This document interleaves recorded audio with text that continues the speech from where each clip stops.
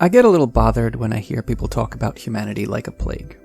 Like there's no hope for us other than to destroy the planet. Especially when they say it with this resignation of like, yep, that's just how we are. What are you going to do about it? And the first thing that bothers me here is that obviously they're right. It upsets me that the way we behave right now is fundamentally destructive. And it's almost impossible to exist in this world without harming someone else. But what upsets me more about that is that it doesn't actually have to be like that. We're resigned to something that's not true. We're just taking the way things are right now as the only way things can be. But that's definitely not who we have to be.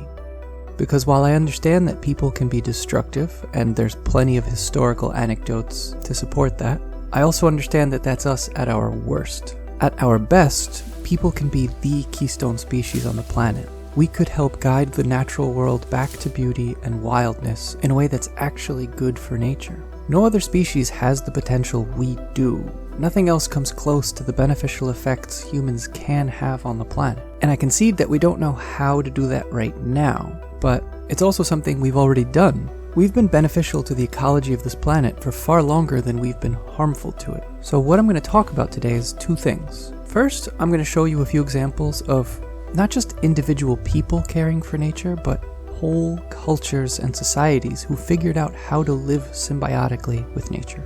And then I'll talk about how we could get to a place where, just like those cultures, the way we live actually helps nature thrive. Before we start, we're going to look at two examples of people being beneficial for nature. And just know that I'm not bringing them up because I want us to live like they did. Our worlds are way too different.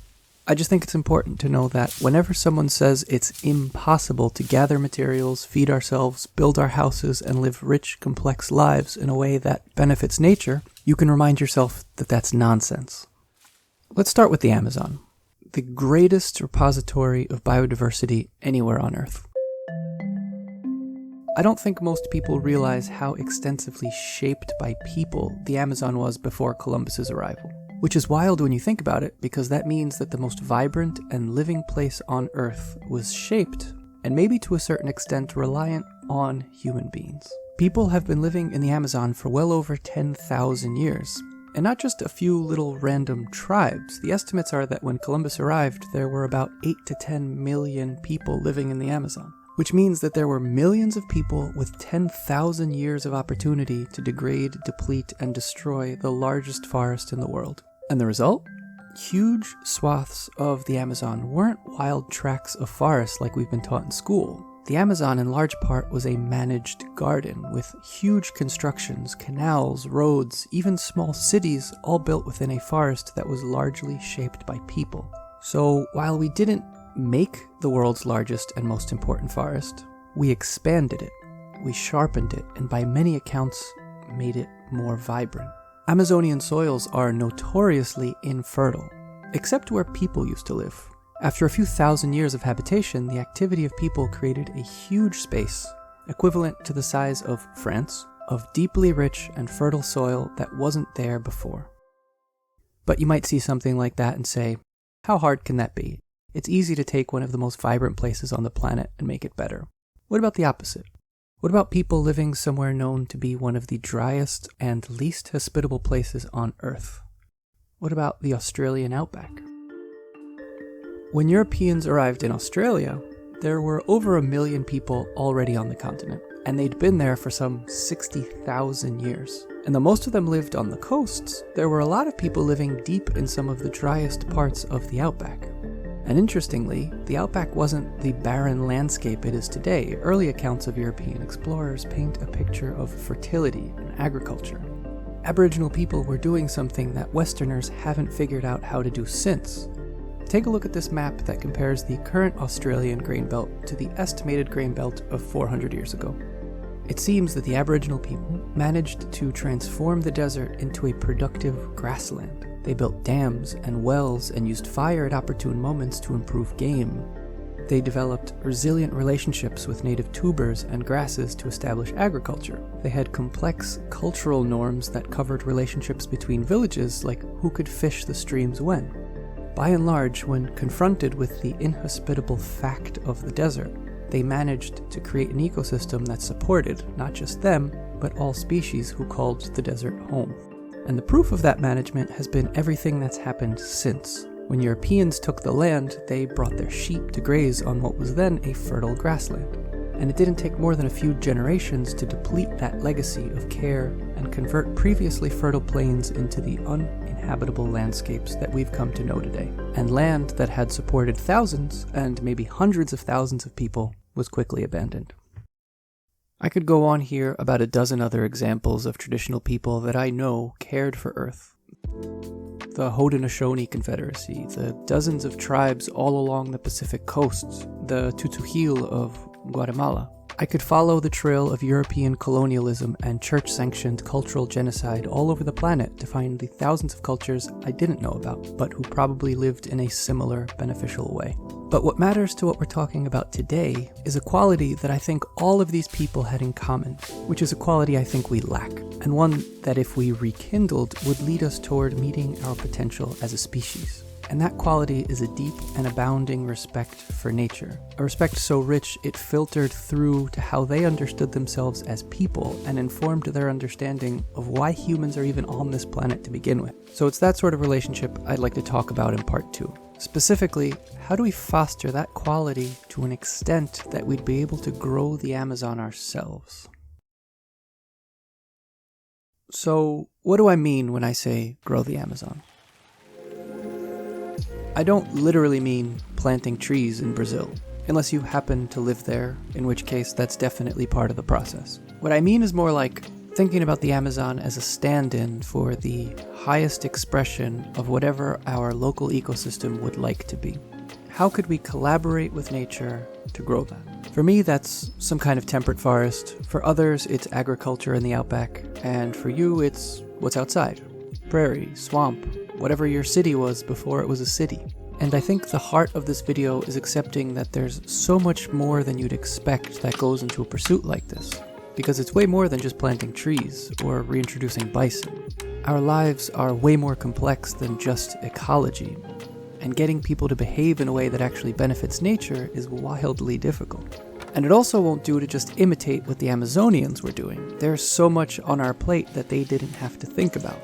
We've got rapidly declining ecosystems, a biodiversity crisis, climate change, and we're thinking about all that while trying to sustain things like complex technology, the internet, and entirely too many people. And on top of that, the strategies of action we've come to think of as normal are so dependent on extraction and exploitation that if we don't unlearn them, every pursuit of caring for nature will run the risk of continuing that legacy of harm, even when we're trying to fix things. So things are harder for us, but not hopeless. If we're going to try this out, any attempt at growing the Amazon has to start with something that always sticks out to me when I read accounts of nature-based cultures. There's a respect for nature that they lived with on a daily basis, where caring for nature wasn't something pushed out onto some particular class of people. It wasn't something that was just for gardeners or farmers. It was the responsibility of every single human to treat nature with care and understanding, not just in how they planted their crops, but in the way that they lived their life. It was everyone's job to grow the Amazon. The elders, the parrots, the cashew trees, and the kids. It was a job so big, it didn't take a village to raise, it took a biome. And I can't help but compare their involved respect to today's pretty widespread belief that the best thing we can do for nature is to leave it alone. Because right there for me, I think you start to see the problem of why nature is so degenerated. And the first thing we need to do is the opposite. We need to get engaged. I think where we're at right now is in all evil needs to succeed is a good person not to act sort of situation. Because at this moment in history, a passive relationship to nature is a destructive one. The vast majority of people who tend to nature on our behalf to make sure we've got things like food on the table and stuff in the store are doing so destructively. We've handed care for the planet over to people, institutions, and market forces that have no incentive to care. And those of us who do have an incentive aren't really doing enough to offset their harm. Which means that, going forward, as much as possible, we've got to figure out ways to take that responsibility for nature's care back. The regeneration of nature can't be left to just the professionals or governmental panels on climate change, because that's a death sentence. Not because they're wrong or don't know what they're doing, but because their responses will inevitably be too small for the scale of what's needed. They don't have the resources they need to care for every wild animal and get to know every stand of wild garlic. That's our role. So what's needed is the active collaboration of everyone, which granted is a risk, because when people don't know what we're doing, we can spell demise for everything we come into contact with. So before we act, we need to learn to understand the power we have. In general, most people don't think much about the power we have over nature. The control we have is seen as so natural and universal that it's hard to even notice. The smallest choices we make have ramifications that touch every corner of the planet. Everything runs so smooth and comes so well packaged that the majority of the harm we cause nature is hidden from view. It's a power so common that even people with the best of intentions to care for nature often do so by imposing their ecologic will and accidentally harming nature in the process. When it comes to this sort of power, we've got to learn how to let go of some of it.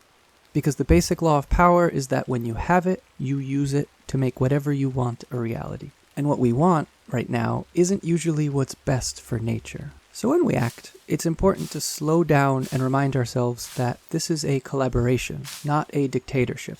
Especially when we don't know what we're doing, which, if we're being honest, is most of us most of the time. Now, there is another side to that power, a potential for good, and it's in how our disturbances can actually lead to a greater abundance and resilience. I think one of the most beautiful ways I've seen this expressed is by Robin Wall Kimmerer in her book, Braiding Sweetgrass. Here's a quick summary that doesn't do the full poetry of the book justice, but here she's describing a study one of her students made about the harvest of sweetgrass, and she says, "The surprise was that the failing plots were not the harvested ones, as predicted, but the unharvested controls. The sweetgrass that had not been picked or disturbed in any way was choked with dead stems, while the harvested plots were thriving. Even though half of all stems had been harvested each year, they quickly grew back, completely replacing everything that had been gathered. In fact, producing more shoots than were present before harvest. Picking sweetgrass seemed to actually stimulate growth.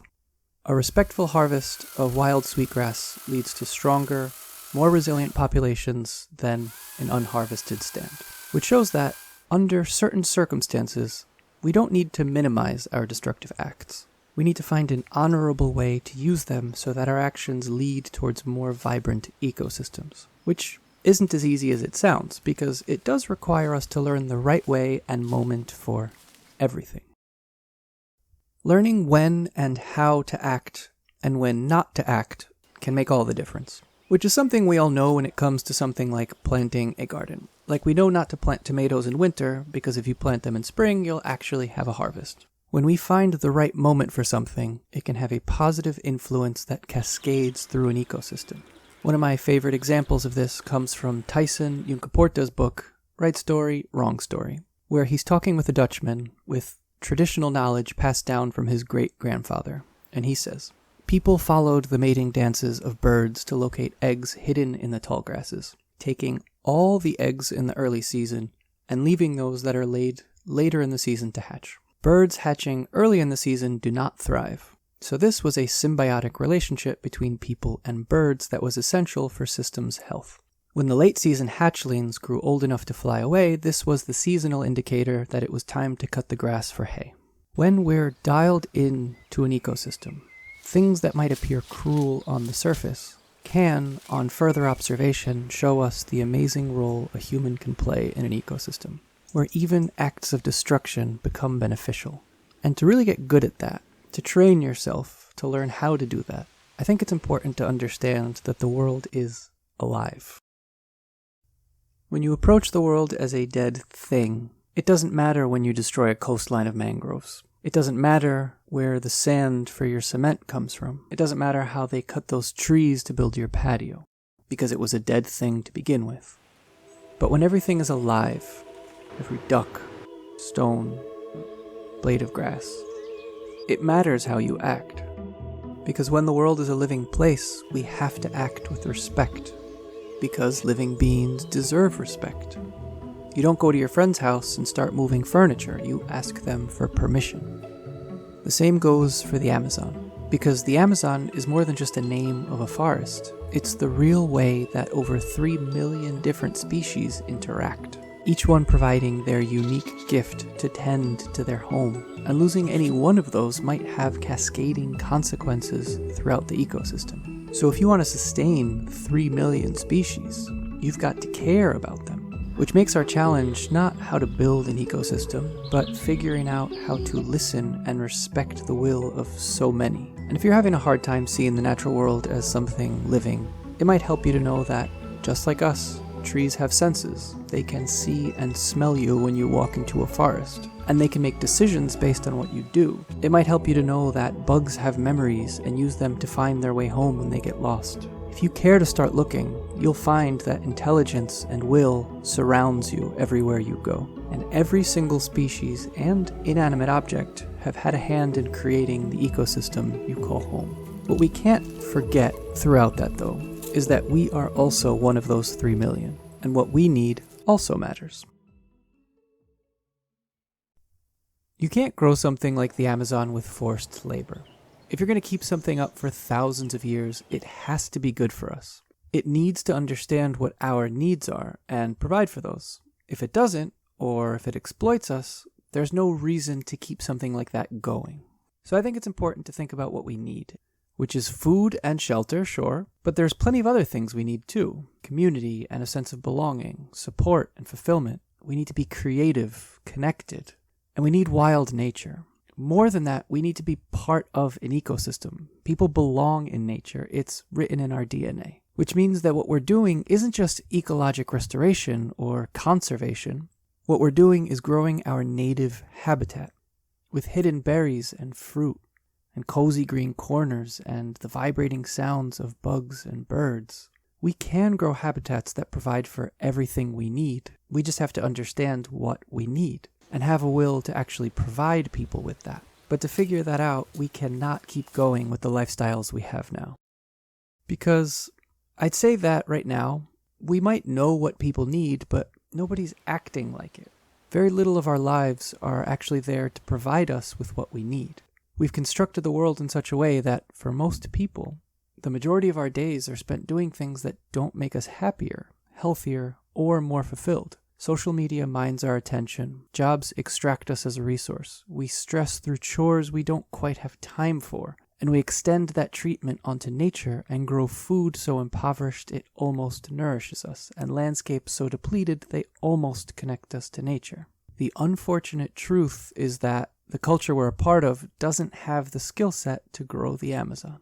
And we could go deep into the flaws of the human world and why that's the case, but keeping it simple, the lifestyles most of us have been brought up to expect, to put it mildly, don't cater to the health of nature. What our culture has taught us is to use nature and use people to get what we want, and to call it freedom of the individual. The qualities our culture searches for, comfort, convenience, and efficiency, they keep us separate and uninterested in nature as anything more than a vehicle to get what we want. And the qualities we need to foster are our weak points. A will to slow down, listen, ask permission, and then do more for less. So that needs to change. But I won't try and convince you that I know how that change needs to happen. I've got general ideas, but the solution to this, the one that sticks with me if any solution is possible, is that I can't know because there isn't one way that it needs to happen. What works will be different for each one of us. Each valley will need something different. Each desert will ask us to be something different. And because of that, culture needs to become hyper-local. To really collaborate directly with what's around us, we'll need to find new ways of being, instead of holding on to the way things were. And I think that's the trick to this whole process. Not only do I have to grow a temperate forest that fits this soil and exposition, I've got to evolve my lifestyle and the way that I relate to other people to be able to live within this forest. They've got to match. And the way that it matches for me will be different from the way that it does for you. And the sad part for me is that that challenge is too big. It's too big for any one person to figure out, and it's too big for any one community. These are problems that honestly will take generations to resolve, which means that the last thing we'll have to learn is how to do things for people who haven't even been born yet.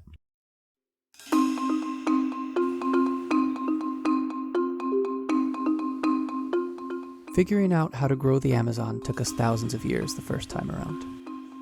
Even if we accelerate the process, trees take time to grow, ecosystems take decades to balance, and relationships can take hundreds of years to co-evolve. It's likely we'll never see the results of what we start. So if we're going to do this, it has to be something we do for the people living out ahead of us. We've got to set up, not with ourselves as the priority, but with trying to set them up with what they need. And there's probably a million smart things someone could say about how to be a good ancestor, about what makes one good or the types of insights that might get you there, but since I'm not one, I don't really want to speak with authority about this. I'd rather leave each one of us to imagine what it even means and make this a brainstorm. For me, I can only really think about the practical acts that might be involved, and I can split those into two main categories. The first is acts of regeneration. That's finding parts of the earth that have been destroyed and nursing them back to health. It's what I think I'm doing here. Planting trees, medicinals, bushes, creating habitat for wildlife, those sorts of things. And hopefully doing it in a way that doesn't forget to make space for the cultural and personal sides of regeneration.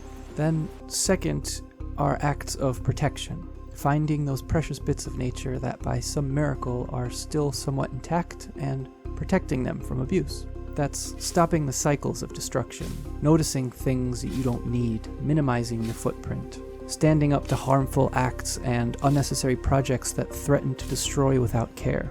And just generally, whenever possible, throwing a wrench into capitalism, or any style of thinking where life is broken down to just a resource. Thanks for listening.